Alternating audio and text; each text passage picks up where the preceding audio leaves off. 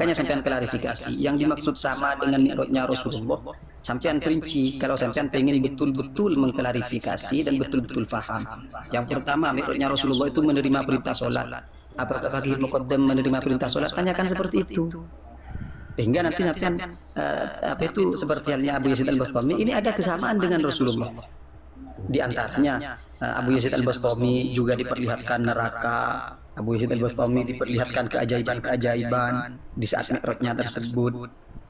Dan Abu Yazid Al-Bastami juga diperlihatkan martabah atau tingkatan-tingkatan wali yang ada di bawahnya, dan juga tingkatan para nabi. Dari situlah Abu Yazid Al-Bastami menyimpulkan bahwasanya a'la maqamil awliya adna maqamil anbiya. Paling tingginya makamnya para wali itu merupakan paling rendahnya makamnya para nabi. Permulaan daripada ya Ustaz. gitu. Oke Ustaz, begini ya. Tadi kita udah selesai ya. Di irisan pertama dulu, ini irisan pertama. Kita belum bahas takwil ya. Jadi kita sepakati bahwa ini tuh Fakih Muqaddam tidak berkata ini gitu kan. Ya berarti saya ngapain harus bahas ini panjang lebar. Itu sampean bukan takwil katanya tadi. Enggak, maksudnya itu kita belum ngomong pembahasan ke takwil kan. Kita menyepakati yang pertama dulu bahwa gimana pembahasan tadi itu kok bukan takwil? Maksudnya kita belum membahas takwil dulu ya, misalnya kan.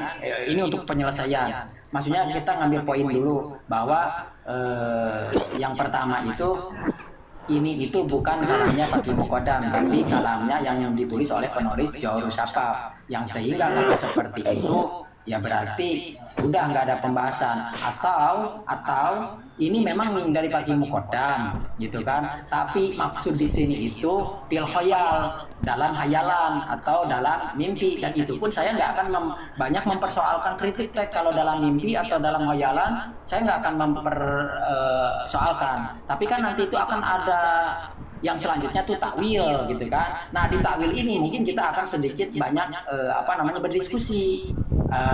Kalau takwilnya itu misalnya sholat, terus bagaimana dengan di redaksi yang selanjutnya di halaman 90 berapa itu ada kambing segala, itu apa masih satu rangkaian atau bagaimana gitu maksudnya. Tapi kalau ditafsirkan yang di sini itu dalam khayalan atau dalam mimpi, saya nggak akan panjang lebar. Karena apa ya, kalau orang mimpi itu ya terserah mau kambingnya ikut ke situ itu mentap, atau kambingnya itu sama-sama bertemu dengan Allah, ya kalau dalam mimpi atau dalam berhayal ya nggak masalah. Kalau bagi saya pribadi ya nggak masalah. Cuma akan jadi masalah nanti bagi saya itu beberapa serpihan gak sepakat itu ketika ditakwil dalam bahasa penakwilan itu mi'rajnya itu sholat, terus itu bagaimana dengan kambingnya? Apakah si kambing itu juga ikut sholat atau bagaimana gitu kan?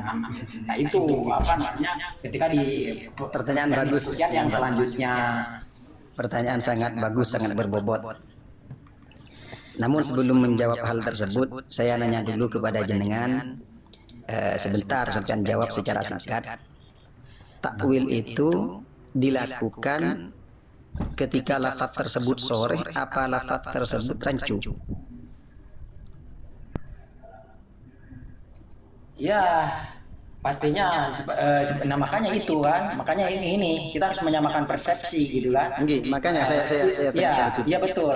Nah makanya karena lapan ini itu sehingga punya alibi takwil, sesuatu yang ditakwil pastinya kan lapan-lapan yang multi tafsir kan, bisa digiring ke sana, bisa digiring ke sini, bisa digiring ke sana, sehingga lapan itu memerlukan takwil ya. Nah maka dapat lapan yang ada di sini kan boleh dipahami rancu. Sebenarnya kalau bagi saya pribadi nggak rancu, karena ini udah sore sebenarnya gitu kan. Tapi karena ada pembenaran daripada pihak yang memimpin dan para habaib, sehingga seolah-olah lapan ini jadi rancu kan begitu.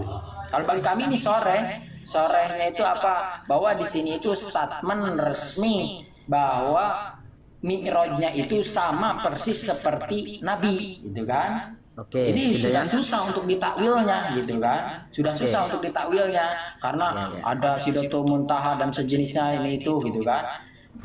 Nah kurang lebih seperti itu. Apalagi nanti di selanjutnya ada kambing juga. Padahal saya minta singkat tadi ya, padahal saya minta singkat. Kemudian pertanyaan yang kedua, sampean yang jawab itu yang atas tadi. apakah takwil itu yang ditakwil itu kalimat sharih atau kalimat yang masih ambigu. Maka sampean jawab itu sharih, seperti itu ya. Saya pastikan. Ya, kalau kita melihat di lapan ini itu sangat sore sekali ini. Bukan diyakini secara ya. umum. Secara umum konsep takwil itu diarahkan hanya kepada lafaz yang ambigu atau kepada lafaz sharih. Yang multitafsir, yang ambigu. Yang ambigu berarti ya, yang ambigu. Ya. Yang ambigu berarti. Iya betul. Nah maka yang di sini itu menurut kami ini nggak butuh ditakwil, ini udah sore.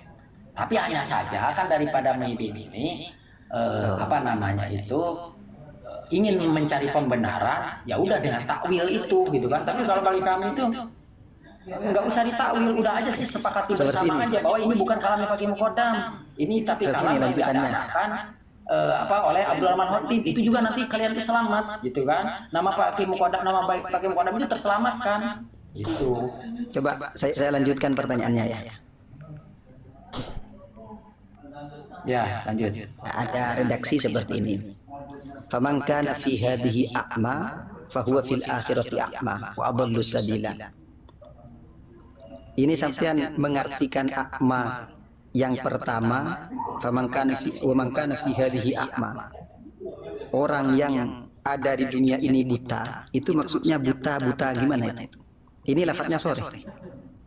Apakah tidak butuh ditakwil atau gimana? Ini sebenarnya sudah terlalu melebar ya. Tapi yang bukan melebar kan ini kita. Ya, yang terpenting kita kan, mau memfokuskan, ya, dititikkan pada pembahasan yang terpenting kan tadi itu poin betul. Jadi begini, lapan tentang takwil dulu. Ya benar begini, makanya saya urut nih. Lapat-lapat takwil itu artinya berangkat daripada adanya dua paham yang berbeda. Nah, dari orang yang ingin punya niat pembenaran, gitu kan, maka dia mengalungkan suatu statement, itu takwil itu harus ditakwil, itu jangan sembarangan ente. Tapi bagi orang yang apa namanya memahami yang tanpa apa namanya takwil, ya dia karena melihatnya di teks itu ya udah utuh. Udah nggak butuh takwil kan, kurang lebih begitu. Nah, mohon maaf yang di sini, ya sebenarnya di sini kalau bagi kami itu di sini tuh nggak butuh takwil karena apa? Karena lapanya udah sore kok kan gitu kan. Kecuali ya itu tadi. Mohon maaf. Kecuali saya nggak bisa naikin jenengan karena ini kesepakatan dari tadi. Kita akan mengangkat siapapun, hanya berdua antara saya dengan Bang Fakur Rokobah. Maka saya seperti ini, kesimpulan yang saya dapat ambil dari jenengan ini sudah disampaikan juga dari jenengan, takwil itu hanya terhadap lafaz yang ambigu, artinya yang dianggap sharih itu tidak yang bisa dianggap yang dianggap ambigu. Artinya kalau lafaz sharih tidak bisa ditakwil. Oh iya, karena udah jelas kan kalau sore itu. Oke.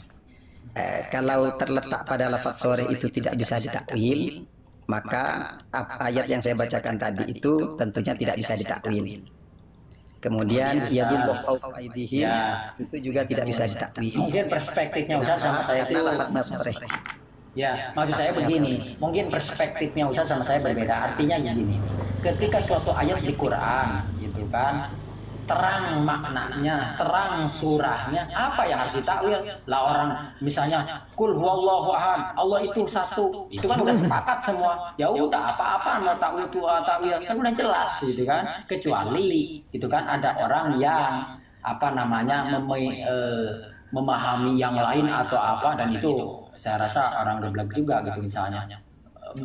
Berusaha menerka-nerka dengan takwilan-takwilan. Nah, itu kekeliruan. Seperti ini.